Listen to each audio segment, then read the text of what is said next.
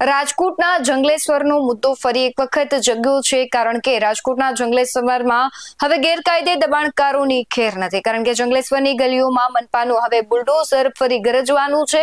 વર્ષોથી અટકેલા 15 મીટરના ટીપી રોડને ખુલ્લો કરવા માટે તંત્રએ હવે કમર કસી છે। 1400 થી વધુ દબાણો પર હથોડો ઝીંકવા માટે પોલીસ અને મનપા સજ્જ થઈ ચૂક્યું છે। નમસ્કાર, ગુજરાત BS9 TV ન્યૂઝમાં આપની સાથે હું ભગવતી વિશાવડિયા। રાજકોટનું જંગલેશ્વર જે વિસ્તાર દર ચોમાસે જળબંબાકારમાં કહેવાય છે કે જળમગ્ન થઈ જતું હોય છે અને તંત્રએ રેસ્ક્યુ ઓપરેશન હાથ ધરવા પડે છે। આ સમસ્યાના કાયમી ઉકેલ માટે મનપા કમિશનર તુષાર સુમેરાએ મેગા ડિમોલિશનનું શસ્ત્ર ઉગામ્યું છે। 23 ફેબ્રુઆરીથી 1400 થી વધુ કાચા અને પાકા જે ગેરકાયદેસર દબાણો છે તે દૂર કરવાની પ્રક્રિયા શરૂ થશે। પ્રથમ ફેઝમાં 15 મીટરનો ટીપી રોડ ખુલ્લો કરવામાં આવશે જે વર્ષોથી દબાણોના કારણે ગુંગળાઈ રહ્યું છે।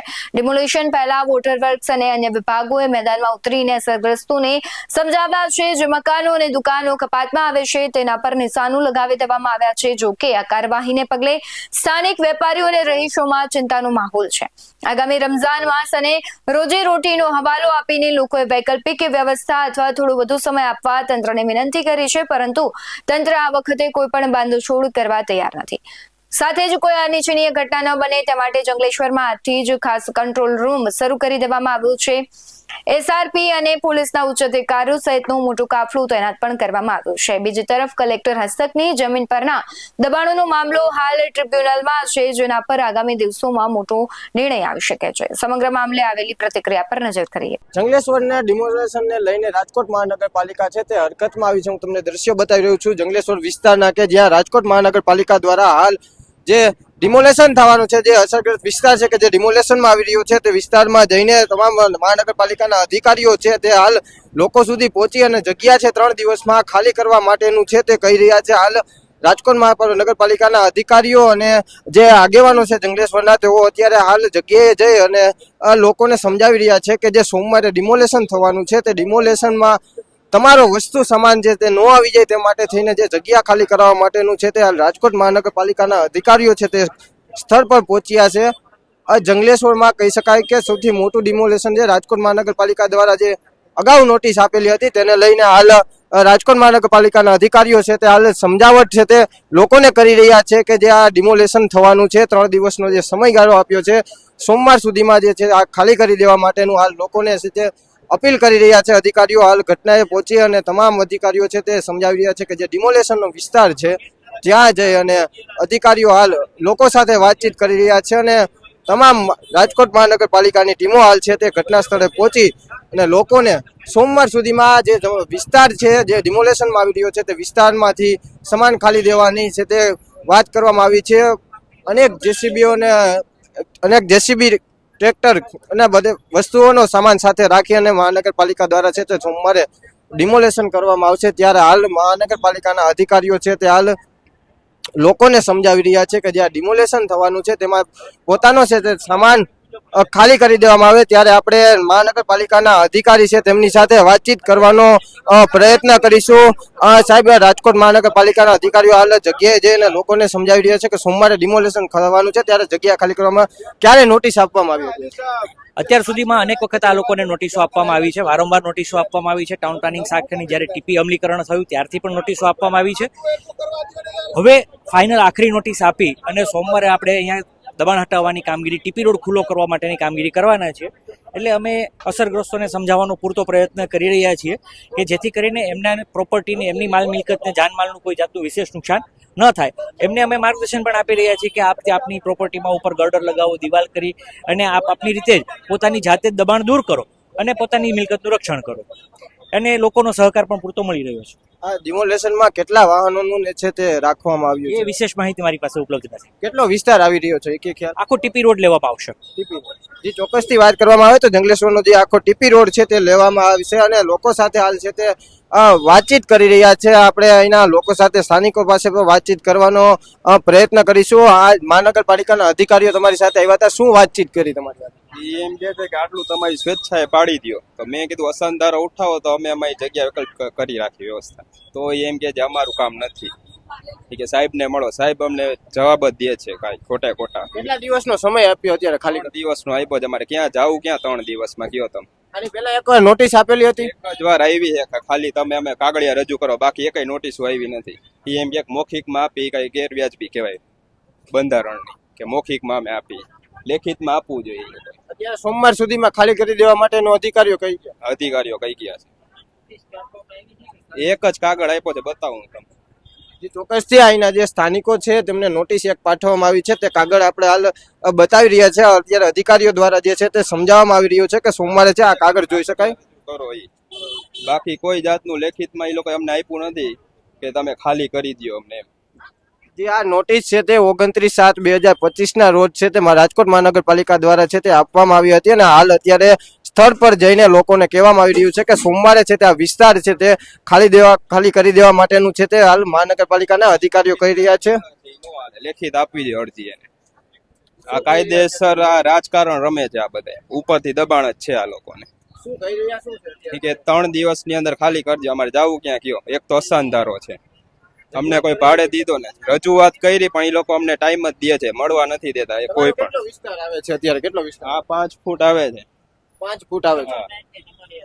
અમારી આ છેલ્લા 40 વર્ષથી દુકાન છે, બધું કમ્પ્લીટ છે, વેરા બેરા બધું. તો એમ કે આ અમારી સરકારી જગ્યા છે.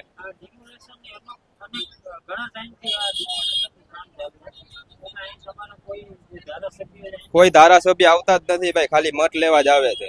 અત્યારે એને રજૂઆત કરી તો કે અમને કઈ ટાઈમ નથી કે તમને મળવાનો, કે તમે અમને મત જ નથી, એ એમ જ કહે છે.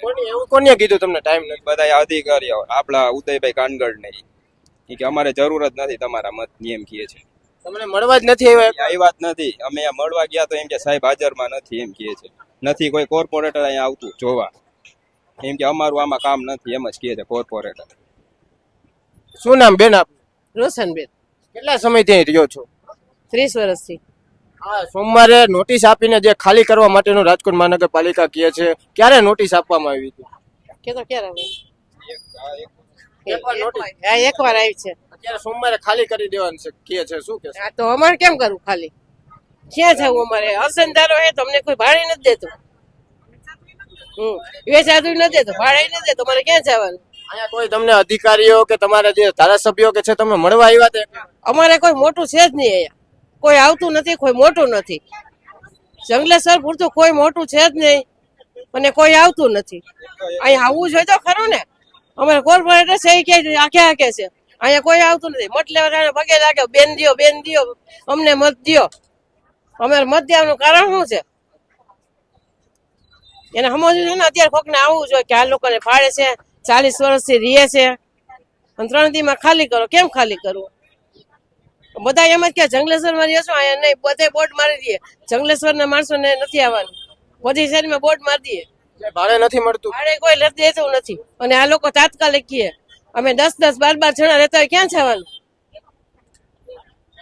ચોક્કસથી વાત કરવા સ્થાનિકોમાં પણ રોજ જોવા મળી રહ્યો છે કે જે 3 દિવસમાં ટાઈમ આપ્યો છે તેને લઈને હાલ લોકો પણ કહી રહ્યા છે. કારણ કે જે અહીંના મત વિસ્તારના જે કોર્પોરેટરો છે અને ધારાસભ્યો છે, સ્થાનિકોનો ચોક્કસ આક્ષેપ છે કે જે આના ધારાસભ્યો છે ત્યાં એક પણ વાર મળવા નથી આવ્યા ને મળવા ગયા ત્યારે એમને કીધું હતું કે અમારી પાસે અત્યારે સમય નથી. ભાઈ અમે 17 વર્ષથી દુકાન હલાવી છે. આ મારી મોટી બેનની દુકાનો છે ભાડે, અને મારે ઘરવાળો નથી. હું આ બેન ભેગી કામ કરું છું. હવે અત્યારે અમે લોન ઉપાડીને રમજાનનો માલ ભર્યો છે, બરાબર. હવે અત્યારે અમને 3 દીની મુદત આપી, 3 દીમાં તમે ખાલી કરી નાખો એમ. હવે 3 દિવસમાં અમે આ બધો માલ લઈને ક્યાં જાવ? અને અમારે રમજાન મહિનો હાલે. હવે રમજાન મહિનામાં આ માલ આટલો બધો અમારે ક્યાં નાખવો ને ક્યાં વેચવો? તો અમારે હમણાં હપ્તા આવીને ઉભા રહી જાય ભાઈ. એટલે તંત્રને અમે એમ કહેવા માંગીશ કે અમને થોડીક મુદત દો. કમસે કમ અમારો મહિનો, અમને રમજાન મહિનો છે ને એ રમજાન મહિનામાં અમને વેપાર કરવા દે કે આમાં 2 પૈસા મળે તો અમે લોન પૂરી કરશું ને અમારા ઘરમાં કાંઈક દાણા દૂણી નાખશું. એટલે અમે કેવી રીતના બધું એડજસ્ટ કરશું? ત્યાં જો એક 3 દુકાનો ભાડે અચાનક નોટિસ, અને અચાનક અમને નોટિસ નથી આવી. ડાયરેક્ટ 3 દીની મુદત દીધી છે. આજ પહેલી વાર તમે અમારી આગળ આવ્યા. એ પહેલા અમને કોઈ કહેવા નથી આવ્યું કે આ 3 દીમાં પાડવાના છે એમ. હવે અત્યારે આવીને એમ કે છે કે આ 3 દીમાં ખાલી કરી નાખજો. દુકાન કેટલી વહી જાય છે ને બચે છે કેટલી? આખી દુકાન વહી જાય છે. અડધી દુકાન વહી જાય છે. અડધી દુકાનમાં અમે હું કેવી રીતે એડજસ્ટ કરી? તમે જો ₹2 એક પ્લાસ્ટિકમાં અમને મળે. હવે એમાં અમે બધા સામાન લઈને ક્યાં જાવું ભાઈ? કયો હાલો. અને અમે ઘરમાં 11 જણા છે. હું મોટી બેન ભેગી જ રહું છું ભાઈ. હવે આ બધું અમે ક્યાં નાખશું કમઠાણ?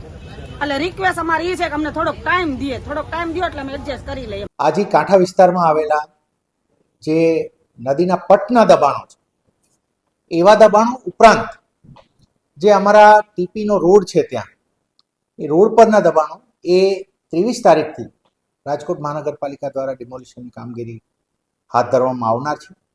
તેની માટે આજથી જ અમારી ટીમો ત્યાં નાગરિકોને વ્યવસ્થિત સમજાવી અને એમના દબાણો હટાવે એ પણ પ્રક્રિયા શરૂ થઈ ગઈ છે.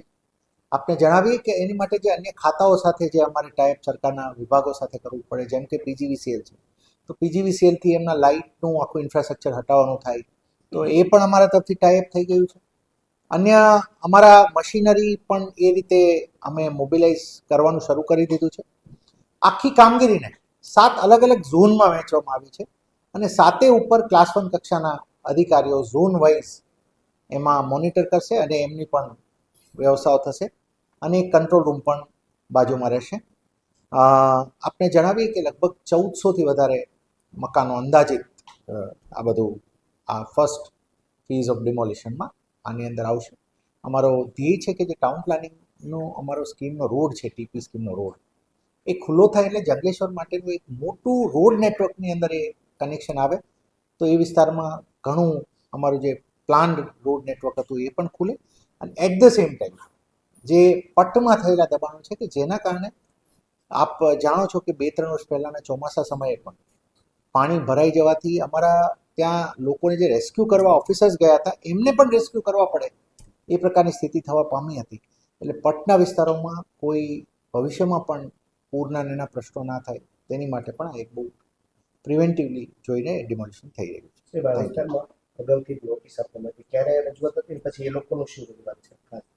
નહીં, આ પહેલાં છે ને ખૂબ તમામ ચર્ચાઓમાં થઈ છે. અમારા લેવલે નોટિસીસ પણ અપાયેલી, પછી એના પ્રોસિડિંગ્સ પણ થયેલા અને અંતે એ થયું હતું કે સરકારની સ્કીમ પ્રમાણે જેમને પણ એકોમોડેટ કરી શકાતા હોય તેમને એકોમોડેટ કરવામાં આવે અને જે તે સમયે એ બધા આ પ્રોસેસ થયેલી છે. રાજકોટ મનપાની અત્યાર સુધીની સૌથી મોટી ડ્રાઈવ માનવામાં આવે છે. શું આ ડિમોલિશન બાદ જંગલેશ્વરના લોકોને પૂરની સમસ્યામાંથી મુક્તિ મળશે અને શું વિરોધ વચ્ચે તંત્ર શાંતિપૂર્ણ રીતે આ કામગીરી પૂર્ણ કરી શકશે? આવા અનેક સવાલ થઈ રહ્યા છે.